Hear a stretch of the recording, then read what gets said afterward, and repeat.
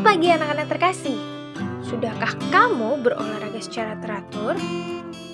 Sebagaimana tubuh kita memerlukan makanan jasmani dan rohani, tubuh kita juga membutuhkan aktivitas fisik untuk menjaga kebugaran tubuh.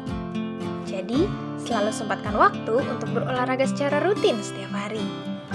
Kita juga memerlukan makanan rohani, salah satunya adalah melalui merenungkan firman Tuhan.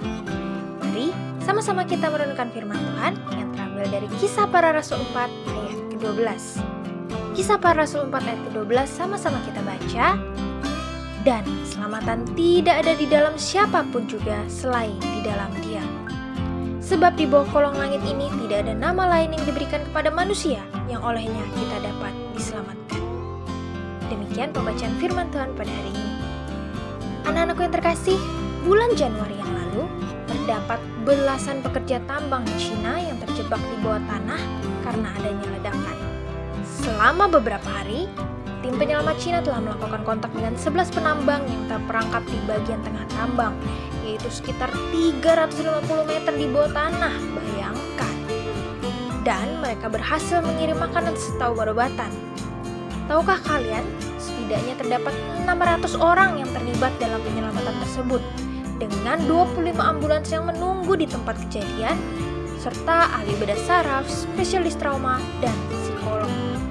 Betapa banyaknya tenaga yang dikerahkan untuk menyelamatkan para penambang yang terjebak itu. Anak-anakku, Tuhan Yesus juga disebut dan diakui sebagai Sang Penyelamat. Lalu, apa yang dilakukan Tuhan Yesus sebagai Sang Penyelamat? Pertama, Tuhan Yesus menyelamatkan manusia dari dosa. Hal ini tercatat dalam Matius 1 ayat 21. Ia akan melahirkan anak laki-laki dan engkau akan menamakan dia Yesus, karena dialah yang akan menyelamatkan umatnya dari dosa mereka. Dosa merupakan masalah terbesar manusia. Tuhan Yesus datang ke dalam dunia untuk menjadi Sang Penyelamat, dan bukan sekedar sebagai penyembuh penyakit atau melakukan mukjizat yang lain. Kata menyelamatkan dalam Matius 1 ayat 21 ini memiliki arti menebus dari dosa, mengampuni dosa, dan membebaskan dari hukuman dosa. Tuhan Yesus menyelamatkan kita dari dosa dengan jalan mati di atas kayu salib untuk menebus dosa kita. Tuhan Yesus mati supaya kita bisa memperoleh hidup kekal. Anak Allah yaitu Tuhan Yesus telah menjadi manusia dan mati di salib, supaya kita bisa menjadi anak Allah. Yang kedua, anak-anakku, Tuhan Yesus menyelamatkan semua orang yang percaya kepadanya. Tuhan Yesus menyelamatkan semua orang yang bersedia menerima anugerah keselamatannya. Tuhan Yesus menyelamatkan semua orang yang percaya pada pengorbanannya di kayu salib sebagai pembayaran untuk dosa-dosa. Sekalipun pengorbanan Tuhan Yesus setimpal untuk membayar dosa dari seluruh umat manusia, Tuhan Yesus hanya menyelamatkan mereka yang percaya dan menerima anugerah keselamatannya. Lalu, apa yang harus kamu lakukan?